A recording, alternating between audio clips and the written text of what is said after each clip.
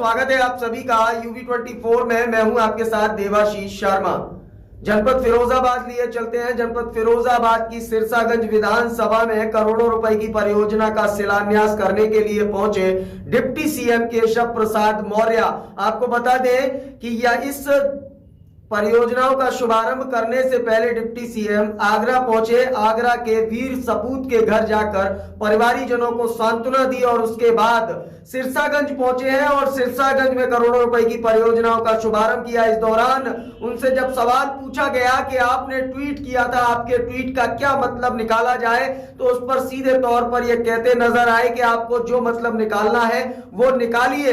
वहीं दूसरे सब जब उनसे पूछा गया कि उत्तर प्रदेश की राजनीति में अब्बा जान, भाई जान, चचा जान जैसे शब्दों का अब जो इस्तेमाल हो रहा है, तो उसको लेकर उन्होंने क्या कुछ कहा। वहीं उनके साथ सांसद चंद्रसेन जादौन, सदर विधायक मनीष असीजा सहित भारतीय जनता पार्टी के तमाम लीडर्स मंच पर मौजूद रहे। सभी सभा में आए हुए लोगों का अभिवादन किया। इस दौरान लोकार्पण के बाद पत्रकारों से रूबरू होते हुए क्या कुछ कहा डिप्टी सीएम केशव प्रसाद मौर्य ने, आप स्वयं सुनिए। ताज नगरी आगरा के वीर सपूत को श्रद्धांजलि देने के बाद, परिवारीजनों से मिलने के बाद यूपी के डिप्टी सीएम केशव प्रसाद मौर्य पहुंचे सुहाग नगरी फिरोजाबाद। सुहाग नगरी फिरोजाबाद के सिरसागंज में पहुंचे यूपी के डिप्टी सीएम केशव प्रसाद मौर्य। सिरसागंज के गिरधारी लाल इंटर कॉलेज में उतरा डिप्टी सीएम का उड़न खटोला। लोक निर्माण विभाग, राजकीय निर्माण निगम, सेतु निगम की विभिन्न योजनाओं का किया शिलान्यास। पार्टी पदाधिकारियों के साथ किया संवाद। सिरसागंज में जब डिप्टी सीएम पहुंचे तो उन्होंने 661 करोड़ की विभिन्न परियोजनाओं का शिलान्यास किया। 127 करोड़ की विकास योजनाओं की मंच से की घोषणा। उप मुख्यमंत्री ने सभा को संबोधित करते हुए विपक्ष पर जमकर किया हमला। डिप्टी सीएम ने सपा पर पूरी तरह हमला बोलते हुए कहा, गुंडा पार्टी का दिया दर्जा, सपा सरकार को बताया गुंडा राज की सरकार। भारतीय जनता पार्टी 2022 में 300 से अधिक सीटें जीतकर खिलाएगी कमल, गुंडागर्दी का होगा अंत। सीधे तौर पर डिप्टी सीएम केशव प्रसाद मौर्य सिरसागंज में विरोधियों पर तंज कसते नजर आए। इस दौरान मंच पर तमाम भारतीय जनता पार्टी के कद्दावर नेताओं की मौजूदगी डिप्टी सीएम के साथ रही। इस दौरान डिप्टी सीएम से जब उनके ट्वीट के विषय में पूछा गया तो सीधे तौर पर उनका यह कहना था कि आप जहां जैसे जोड़कर देखना चाहते हैं आप जोड़ सकते हैं। तमाम और सवाल जब उनसे पूछे गए UV24 से बातचीत के दौरान क्या कुछ कहना था डिप्टी सीएम का, आप स्वयं सुनिए। 127 करोड़ से अधिक हुई है और हम लोग पहले भी यहाँ पर लगभग 1000 करोड़ का काम अकेले लोक निर्माण विभाग के माध्यम से कर चुके हैं। सबका साथ सबके विकास का परिणाम जनता में दिखाई दे रहा है। 2022 में हम फिरोजाबाद की सभी सीटों पर कमल खिलाएंगे और उत्तर प्रदेश में 300 से ज्यादा सीटें जीत करके फिर से सरकार बनाएंगे।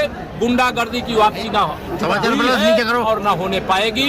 कमल खिला था, कमल खिला रहा है। सर, आपने ट्वीट का मतलब क्या निकाला है? ट्वीट का मतलब क्या निकाला है? सर, जो इलेक्शन था ये शुरू हुआ था विकास से, आज टोपी जितना अल्लाह अम्बा जान, चाचा जान पे आ गया है। ऐसा क्यों हो रहा है? ये तुष्टीकरण करने वालों को दर्द होता है।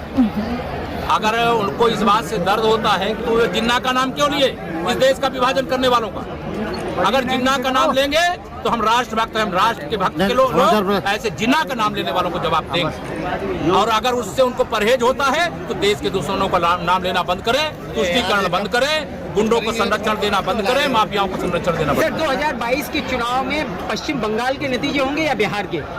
2022 के विधानसभा चुनाव में जो 2017 में उत्तर प्रदेश के नतीजे थे वही नतीजे। सर, आपने एक ट्वीट किया था और ट्वीट का क्या सीधा मैसेज? आप जो ट्वीट देखा है उसका मैसेज आप निकालते रहिए। आपने सुना किस तरीके से डिप्टी सीएम केशव प्रसाद मौर्य ने तमाम सवालों के जवाब दिए। लेकिन आपको यहां यह भी बता दें कि डिप्टी सीएम केशव प्रसाद मौर्य के साथ मंच पर मौजूद डॉक्टर मुकेश वर्मा शिकोहाबाद विधायक जिस समय मौजूद थे, परियोजनाओं का लाखों रुपए की परियोजनाओं का शुभारंभ हो रहा था और उसी समय पर ठीक कोटला चुंगी चौराहे पर शिकोहाबाद विधायक डॉक्टर मुकेश वर्मा का जनता और विश्व हिंदू परिषद के पदाधिकारियों ने पुतला दहन किया, क्योंकि साहब शिकोहाबाद विधायक पर आरोप है पुजारी को जूतों से पीटने का। तो आप खुद समझ सकते हैं कि एक तरफ प्रदेश में जहां योगी जी की सरकार है और उनकी सरकार में संत महात्मा और पुजारियों को जूते से मारने वाले विधायक को आखिरकार कैसे पुरस्कृत किया जाएगा